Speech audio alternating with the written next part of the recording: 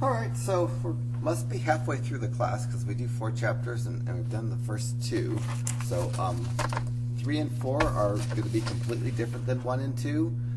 3 is the chapter that eventually we're going to need some of the features on the TI-83 or TI-84 calculator.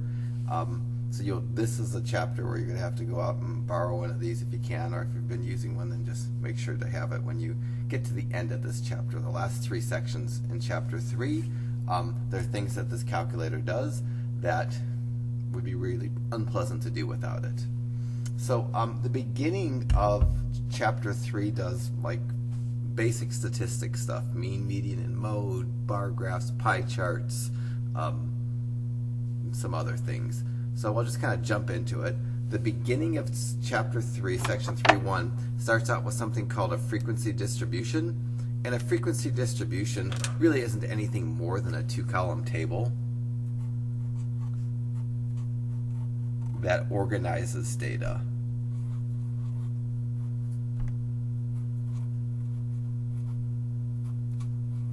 Doesn't look right with the 2 L's. Is it 1 L in column?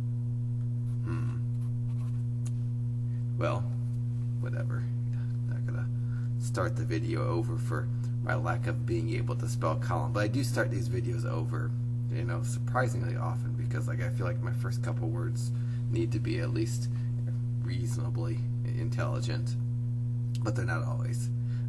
So anyways, here's some information that's organized in the table in a little paragraph or a few sentences above it. That describes what these numbers in the table represent, because by themselves these numbers don't mean much of anything. So this table is 64 families were asked how many kids that you have, and these are the bits of information. Let me just count up the numbers in here of each. So for the zeros, there's 1, 2, 3, 4, 5, 6, 7, 8 zeros. I'm going to need to know how many of each number there is. And now I'll go to the ones. So there's 3 ones in that, and then there's 8 going down. So for the ones, actually there's 4 in the second column and 8 in the first column. So there's going to be 12 ones. And now for the 2s, there's 4 here, another 8 makes 12, and another 5 makes 17.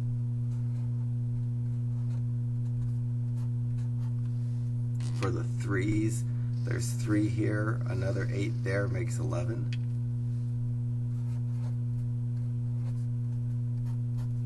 For the 4s, there's 1, 2, 3, 4, 5, 6 4s,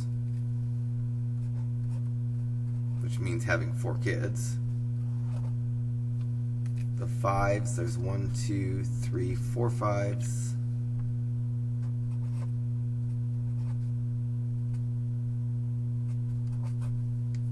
2 6s,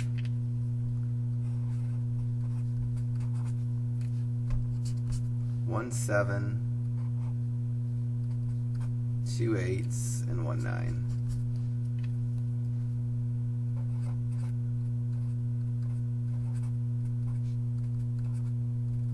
This is almost a frequency distribution. Let me add these up to make sure I've not missed a number, I've not counted something twice. There's 64 families that were interviewed. These numbers here should add up to 64. So clear this out. So 8 plus 12 plus 17 plus 11 plus 6 plus 4 plus 2 plus 1 plus 2 plus 1 equals 64. So I've gotten all the information from this table organized well enough to make a 2-column table that organizes the data. So a frequency distribution is just a 2-column table. It's going to look a lot like this. This is kind of the skeleton of a frequency distribution.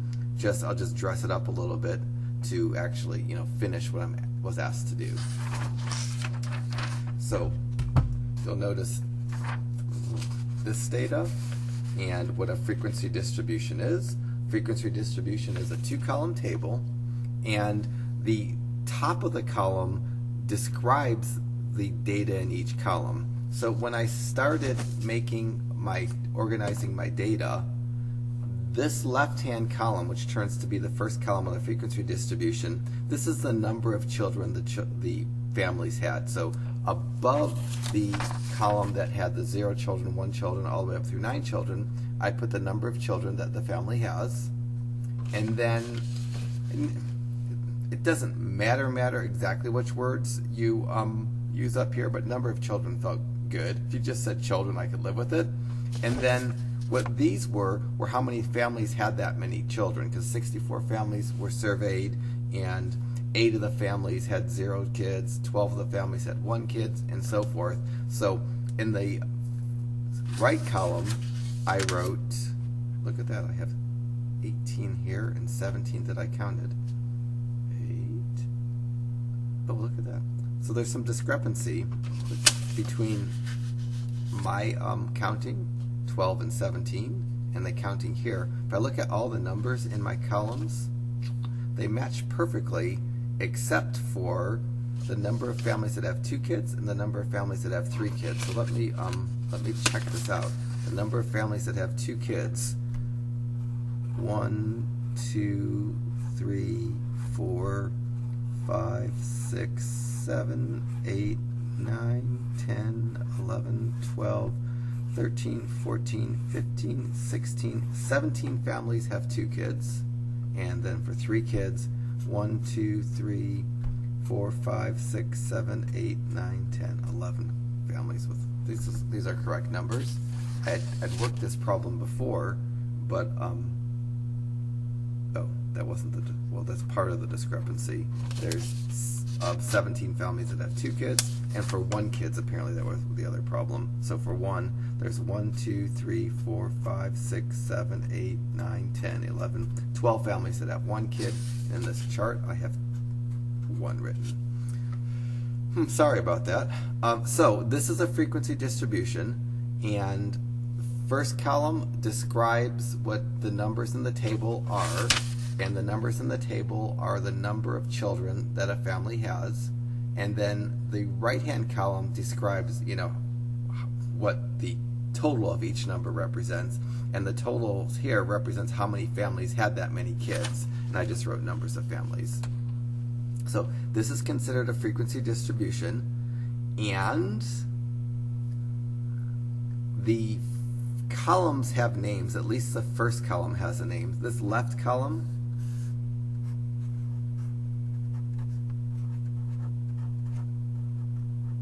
with 1 L is called the class.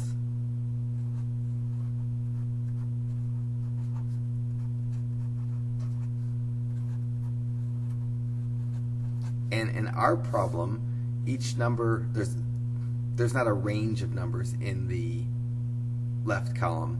There are going to be some frequency distributions that we do that the left column has ranges, like maybe I'd have between 0 and 2 kids, and then between 3 and 5 kids, and then between 4 and 6 kids. For this frequency table, when the class column or the left column just has a single number, we say that the class width is 1. That's probably not so important here, but it's going to connect to something in a little bit. And then the right column is called the frequency column.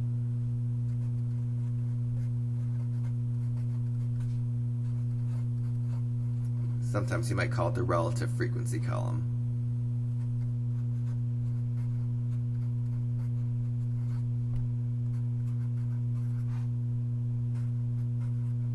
So a frequency distribution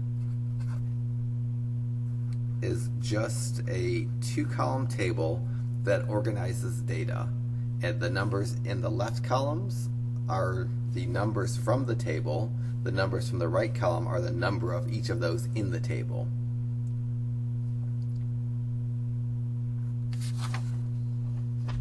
So the next example we're going to do is we're going to, instead of having my class column or my left column have a single number, we're going to have the class column have a range of numbers, because like in this data right here, if I wanted to make each individual number in this column appear in in this table in the left column, I'd have to probably either start at 1 if I want to, or start at 16, but I have to get up from 16 to 41, and most of the numbers next to the column would be 1, because there's not many duplications here.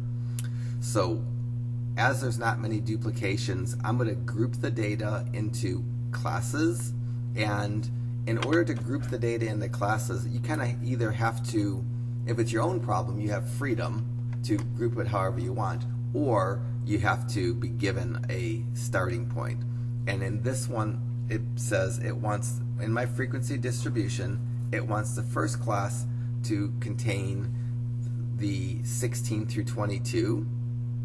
And what this represents is, as I read through the problem, it says 15 families were surveyed or interviewed, and their family income, I'm assuming their yearly income in thousands of dollars, is shown in this table. So this 16 to 22 would represent a family that was in this table that would have an income, an annual income between $16,000 and $22,000 per year.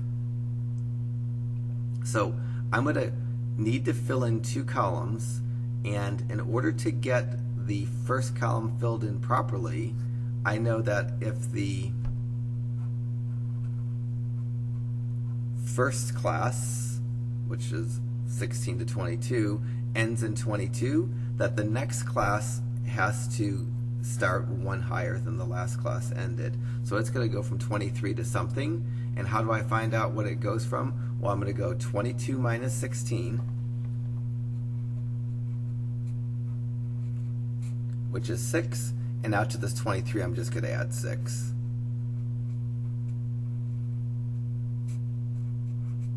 So the second class is going to go from 23 to 29, which I have here. And then the third class, I'm going to take this 29, increment it up 1 to 30, and then 30 plus 6 is 36. And I'm going to continue to do that. So the fourth class, since the third class ended at 36, this starts at 37. 37 plus 6 is 43. And then because the fourth class ended at 43, the fifth class starts at 44, add 6 and get 50. And then that's going to incorporate all the data. The smallest data point is 16, the largest data point is 50. And so I can stop writing classes when there's a space for every number as part of my classes. So this is the left column, and I made a name for it, and these numbers in the table represents the family income. So I could have just said family income up here if I wanted to. If I said, family income, that would be completely okay. There isn't really a right or a wrong name, just as long as the description up in the left column kind of describes the numbers that are going in that column, it's fine. Now to get the right-hand column, I'm going to have to organize the data. So I'm going to try to organize this data. I need to come up with 15 numbers, and I need to organize them. So the first number is 31. I don't know where to put it, but I'm just going to try to go from lowest to highest here. So 31, 16 feels low. I'm going to make it kind of high in my list column. 30 is real close to 31. 29 is real close to 30. 25 is somewhere between. So I'm just ordering the numbers from lowest to highest because it helps me. 50 I think is going to be the highest. 37 goes somewhere between 31 and 50. 29 I already have a spot for. 38 goes above 37. 33 goes between there. 20, kind of didn't leave myself enough room. 25, 24 is going to squeeze in here. 41 kind of squeezes in here, and 35. So I've organized the data in ascending order, and it's going to help me get the classes. So the first class, 16 to 22, to the right of it, I have to have the number of families that have income between 16 and 22,000, and that's these two. There's 2 of the 15 numbers that have incomes between 16 and 22,000. So I'm going to put a 2 to the right of it. Now I'm going to find out how many families had incomes between 23 and 29,000, including the 23 and including the 29, and that's going to be these families, not counting the 20. I've already placed the 20. Those 1, 2, 3, 4, 5 families have incomes between 23 and 29,000 per year. And then I'm going to go between 30 and 36, so that's 1, 2, 3, 4 families have incomes between 30 and 36,000 per year. And then 37 to 43 is going to be those 3 families. And then between 44 and 50,000, 1 family. To be as safe as I can, there are 15 families represented in the table. I left a space on the bottom of my frequency distribution to add up the numbers in the right column. They should add up to the 15 families. So 2 plus 5 is 7, plus 4 is 11, 11 plus 3 is 14, plus 1 is 15. So I feel my answer is likely correct because the numbers in the right-hand column add up to the total number of numbers in the table. And I didn't feel like I made a mistake. Although I didn't feel like I made a mistake on the first problem, and I did. So let me look at the real answer. It has a 2, 5, 4, 3, 1, and a total of 15. So I did it perfectly. So it's just a frequency distribution is just a 2-column table. I organized the data so much nicer on this page. I organized it in the classes, so it was probably a little bit easier to follow. But yeah, it doesn't matter how you go about organizing the data, as long as you can group the data and take each piece of data and find out which of the classes it goes into. You don't have to be that structured organizing your data. Oh, now we're supposed to answer questions regarding this frequency distributions that I just created. What are the total number of observations? The total number of observations are just the number of families surveyed. It's the number of data points that are inside the table, and there are 15. That number is actually given to me. There are 15 families surveyed. So the answer to what are the total number of observations? There are 15 observations made in this particular problem. Question 2, what is the width of each class? It bugs me the way statisticians do this, because I'd like to say the width of each class is 6, because 22 minus 16 is 6, 29 minus 23 is 6. That's not the way statisticians get the width of a class. To get a width of a class, you subtract the endpoints of consecutive classes. So I could subtract 29 minus 22, which is the endpoint of the first 2 classes. I would get 7. I could take 50 minus 43, which is the endpoint of the last 2 classes subtracted. And both of those give me 7. Any 2 consecutive classes, if you subtract the endpoints, you're going to get the number 7, and that's how you get the class width. So the class width is obtained by subtracting the endpoints in consecutive classes or the beginning points in consecutive classes. They'll work the same way. If I took these 2 classes and subtracted the beginning points, 30 minus 23, that's also going to give us 7. So pick any 2 consecutive classes, subtract either the first points or the last points. You get all of them will give you the same number. It's all the class width.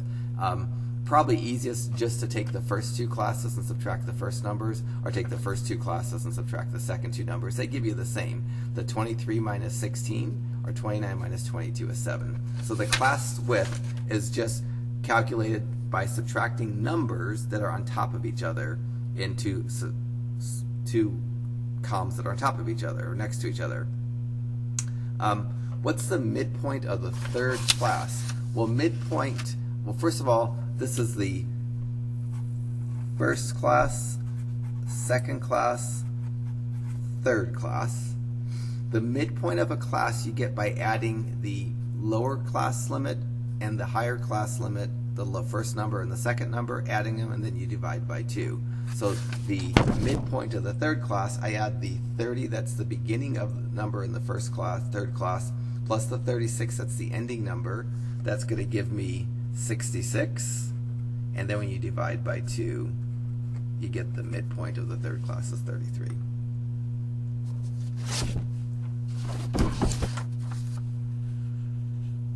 What is the modal class? Well, the modal class is a class that has the highest frequency, or it has the most observations. And as I look at the numbers in the right-hand column, not counting the total, the highest number in the right-hand column is the 5. So that class that the 5 associates with is going to be called the modal class. I'll say the modal class is a class that goes from 23 to 29. So I even wrote it nicer here, but if you said the class 23 to 29 is the modal class, I named it as the second class because it's the second level, or the second group in my distribution. And then what would be the class limits if one were added? Well, this class, the last class, ends at 50, so the next class would start at 51, and to get to the end of the class I added 6, and 51 plus 6 is 57, so the next class would go from 51 to 57.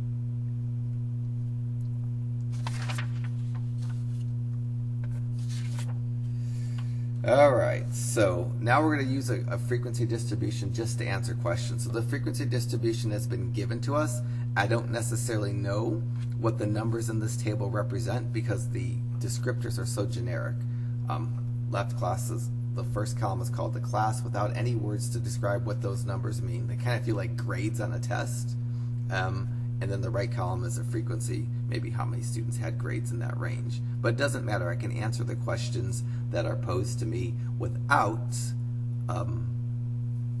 knowing what the numbers really mean. So the total number of observations, well, that's given, that's 25. So part A, what are the total number of observations? It's 25. What's the width of each class? The width of each class, you take 2 successive classes, subtract their either first numbers or subtract their last numbers. It doesn't matter which 2 successive classes you take and whether you subtract the first or the last numbers.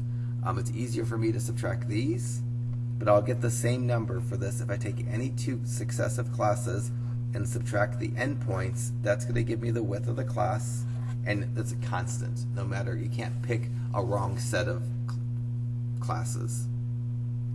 What's the midpoint of the second class? Well, the second class goes from 50 to 59, so it's going to be 50 plus 59 over 2. That's 109 over 2. I think that's 54.5, but it can hardly hurt to break my calculator out. It is 54.5. So the midpoint of the second class is 54.5. What's the modal class or classes? In our last example, there was only one class that had the highest occurrence. In this problem, there are 2 classes. The highest occurrence in any class is 7. There are 2 classes that have a frequency of 7. So we say this is bimodal. It has 2 modal classes. And the modal classes are the class from 40 to 49 and the class from 80 to 89. You could be trimodal and have 3 classes that have a tie for the highest frequency, and then at some point I'm just going to say there is no modal class. I think I won't go more than trimodal. If there were 4, if there's 1, 2, 3, 4, 5, 6 classes, and if 4 of them had 7 as a frequency, I'd probably say there's no modal class rather than writing down the 4 different classes. But that doesn't come up at all in the homework. At most, we'll get bimodal distributions. And then what would be the class limits for part D? Well, if the third class ended, the last class ended at 99, the next class, if I was adding one, would have to start at 100. And each of these are 9 apart. 90 plus 9 is 99. 80 plus 9 is 89. So I'm going to add 9 to 100. And 100 plus 9 is 109. So hopefully these are nice, friendly problems. This is supposed to be a pretty light section. And most of the sections in Chapter 3 are pretty light.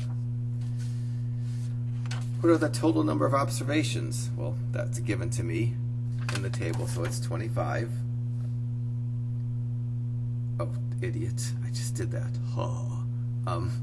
So the next few pages are just me typing up the explanation, so if you weren't watching the video, you could read through how I got the answers, but I'm not going to read through these. I've got these done already. All right, now to the homework. So for you, this is a horrible set of data. I have 50 data points, but at least they're organized in order, and you're going to make a frequency distribution, and when you get done with your frequency distribution, you're going to answer the questions that are posed. So I'll leave this up here for a second. You should be able to pause the video now and create a frequency distribution and answer the questions. And like with every odd problem that you get to do, you should check your answer to make sure it's right. I don't know how readable this is going to be, but all the answers to number 1 are available at the end of this section. And I labeled my heading IQ and number of students just to be to fit with the information that's provided in the instructions here, because these are IQ scores of 6th graders, and so I made the left column IQ scores because that's what these are, and then number of students because these were made sense. So you need headings, column headings, and your first class needs to go from 80 to 88 because you're told to do that. Your second class is going to start at 89 and you need to figure out where it ends. I'll do number 2. So these are the number of electronic cigarettes sold at the Walmart over the last 20 days. Interesting. So I'm going to make a frequency distribution, which is a 2-column table.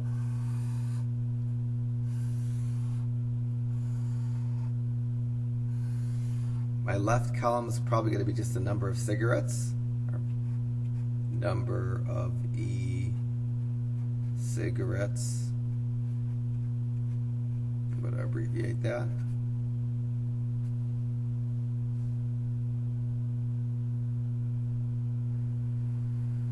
And my first column is going to go from 10 to 22. And then those are 12 apart. My next column, I'm going to start, I need to go 1 higher, so I'm going to need to go to 23. And then 23 plus 12 is 35. Next column needs to start 1 higher than 35, which is 36. And add 12 to 36 and get 48.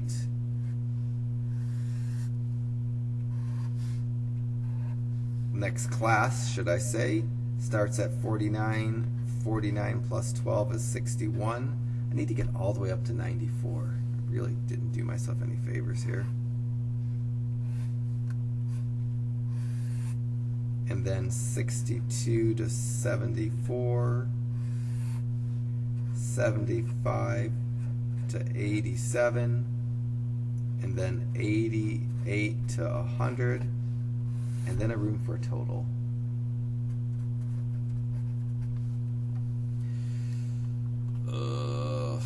I'm not even sure what to call the second column, and when I'm lacking a really good descriptor for the second column, I kind of cop out and write frequency. The reason I didn't jump into writing the second column headers because I was thinking about what to write for the second column header. I just can't think of them.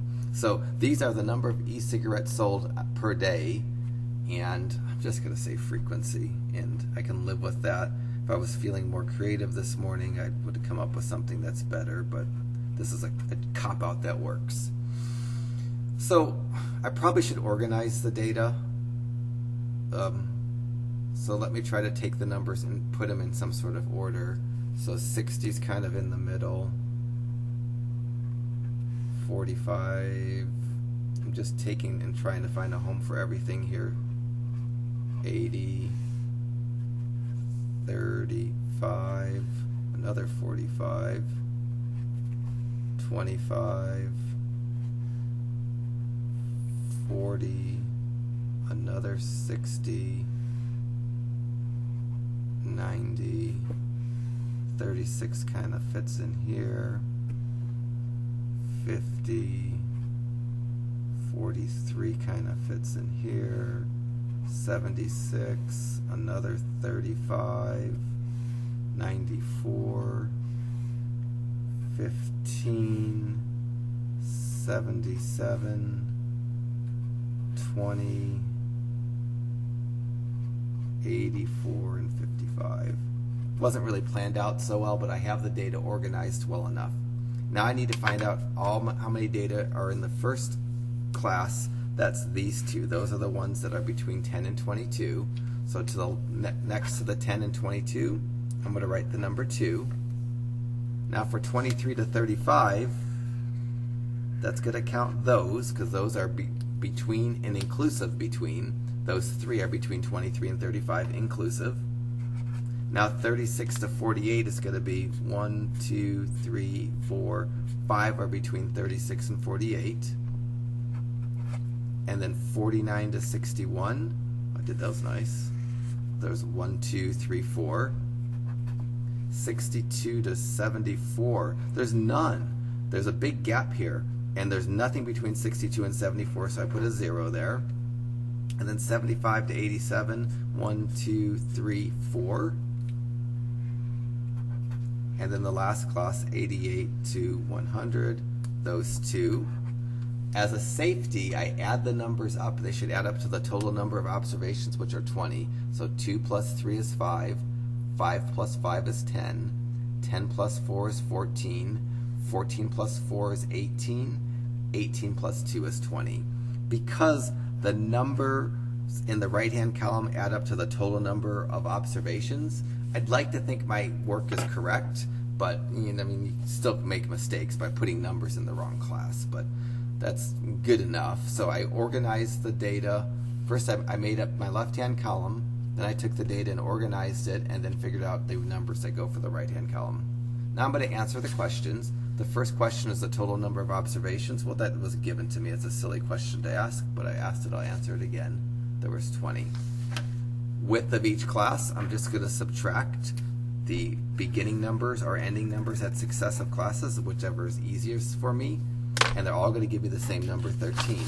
So I'm going to do 23 minus 10 and get 13 for an answer. Midpoint for the third class, so this is first, second, third class. Midpoint, I add up the first and the last number, divide by 2.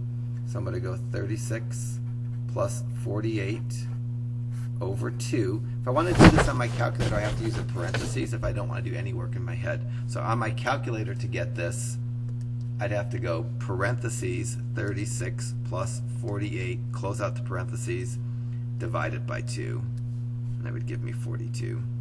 So if you can't add the 36 and the 48 in your head and get 84, then you'd have to use a parentheses on your calculator to get 84 over 2 is 42. What's the modal class? If I look at the numbers in the frequency column, 5 is the highest number, and there's only one column that has 5, so the 36 to 48 will be the modal class. And then find the class limits if another class was added. Well, each of these I have to add 12 to, and the next class is going to start at 101, and then 101 plus 12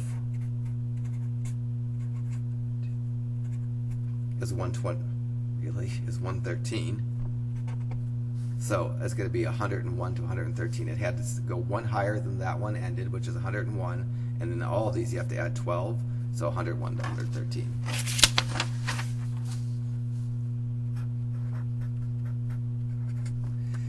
All right, probably one more of these. I'm a Thunderbird High School alumni, hence the numbers here. So these are the number of goals scored by the Thunderbird Chiefs soccer game team in the last 14 games. So it should be 14 numbers. 1, 2, 3, 4, 5, 6, 7, 8, 9, 10. Yeah, there are 14. So you're supposed to make a frequency distribution and makes it class width 1. So your left-hand column is only going to have a single number. It's not going to have a range. Your left-hand columns are going to have the numbers 1, 2, 3, and 4. Kind of like the first example that I did. In the first example, when I made a frequency distribution, the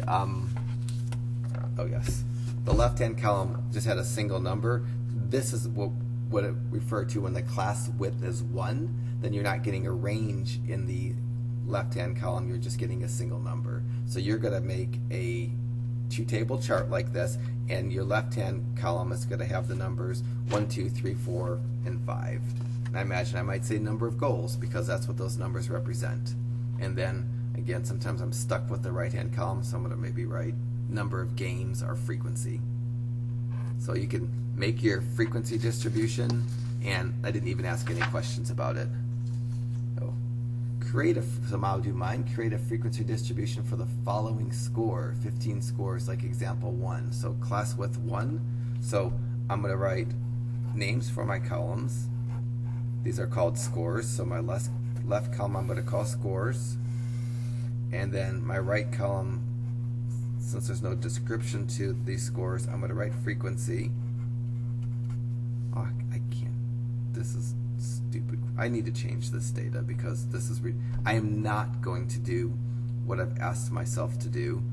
I've asked myself to make things be 1 apart, so I should have the numbers 46, 47, 48, all the way up to 97. I'm changing this data right now, making a decision. So this will be my data: 46, 46, 46, 47.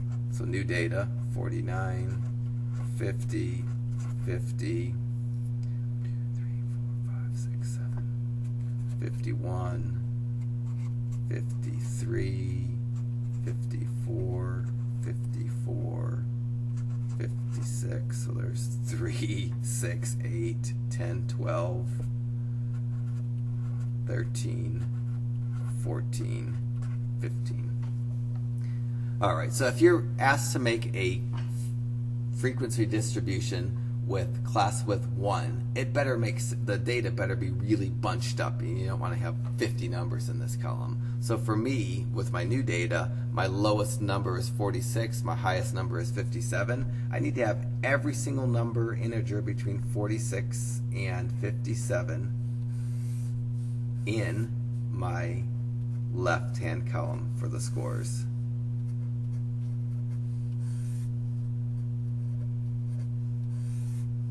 All the odd problems I've worked out before doing the videos, so those should not have the glitches that some of my even problems could have. And this definitely had a glitch that I just didn't want to. I mean, I could have done it, but I would have needed a longer sheet of paper.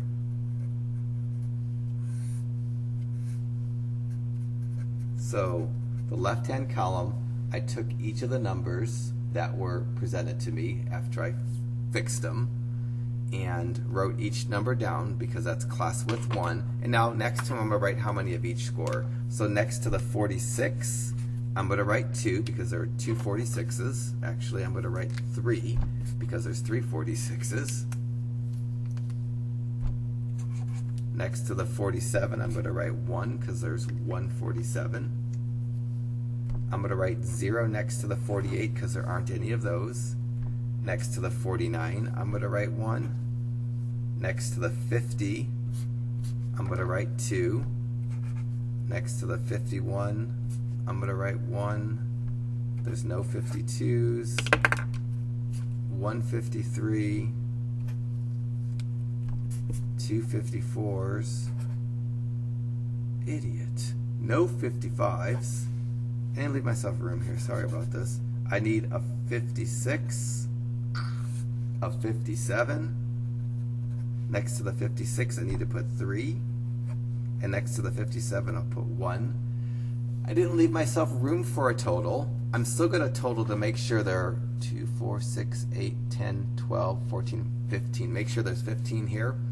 Because if there's not 15, I've missed one. So 3 plus 1 is 4, plus 1 is 5, plus 2 is 7, plus 1 is 8, plus 1 is 9, 11, 14. They add up to 15. You don't have to have a total at the bottom of your frequency distribution. There's no rule that says you absolutely have to have a total. I just like having a total, but I didn't leave myself room for it. So imagine there's a line there that says total and it says 15. Alright, sorry about that. So I gave you another frequency distribution to do with Thunderbird Chiefs again.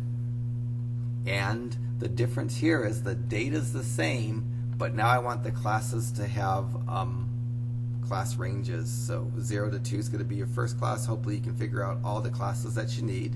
And then you'll make a frequency distribution, 2-column table, and then answer all the questions. I must have a similar problem to do. And really don't want to use, I'm going to change the data to the data I just created. I don't like this data. You know, unfortunately, you don't get the luxury of just changing data like when I give it to you on a test. It'd be kind of nice. So I'm going to reuse the data that I just used or just created.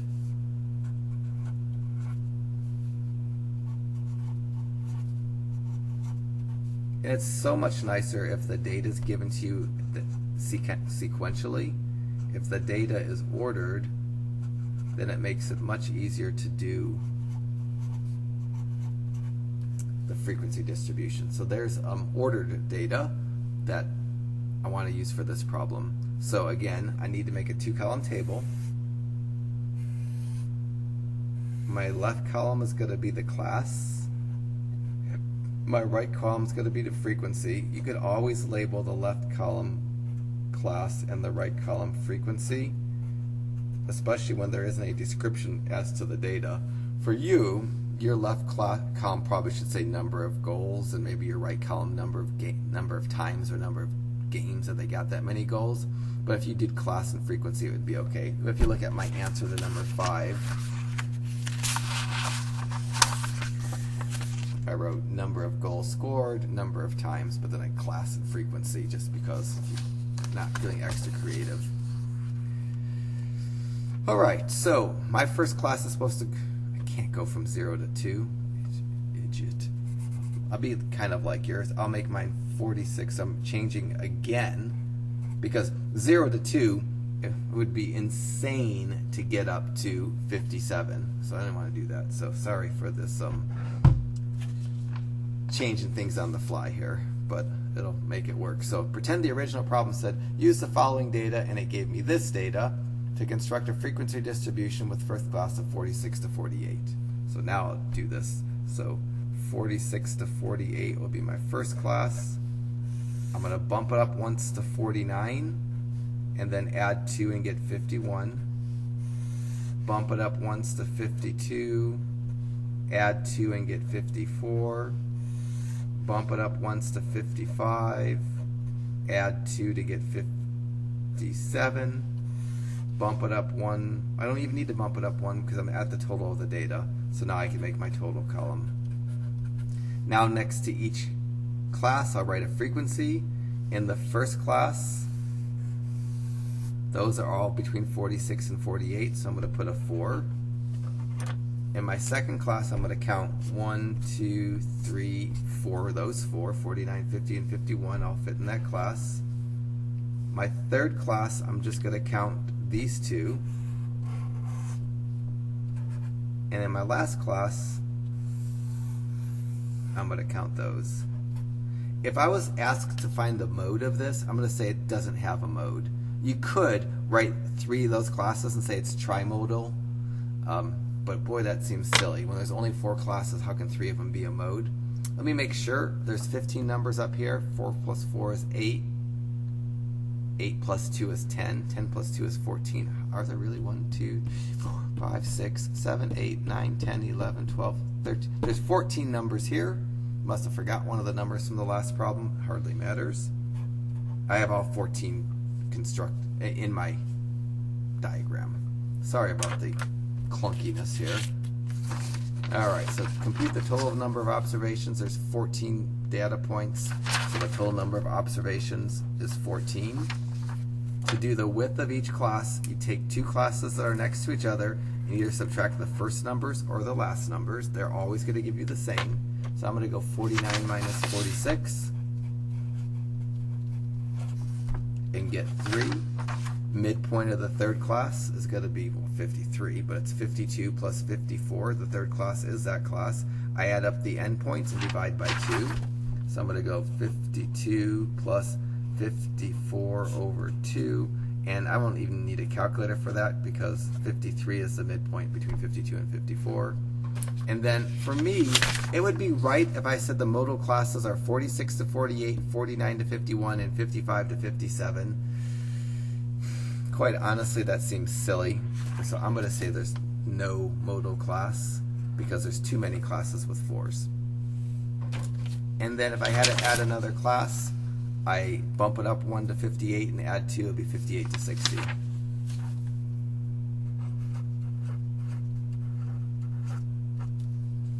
All right.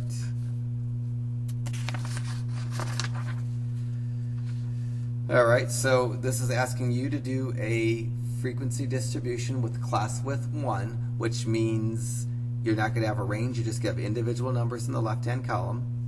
So pause the video, do your frequency distribution. The left-hand column might be the number of, well, this says 18 families were asked how many times they visited the park. So maybe number of times visited the park, because that's what those numbers represent. And then maybe number of families for the name of your second column. So that might be a nice start, and then just fill in the rest of the table. And your first one should be 20, and then 21, because it says make the class width 1, which means I'm not having a range of values. So this is a nice shell to the beginning of number 7, and you can finish it up.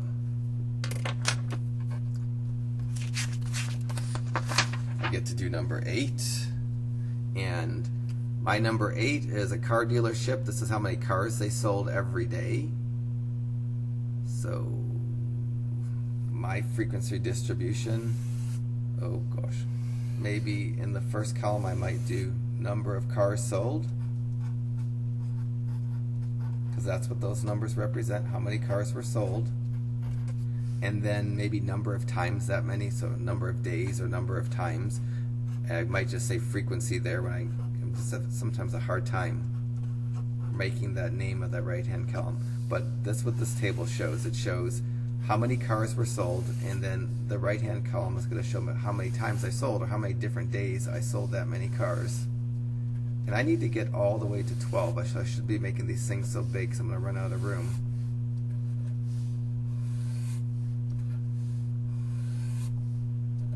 It says to do class width 1. That means I'm not having ranges in the first column.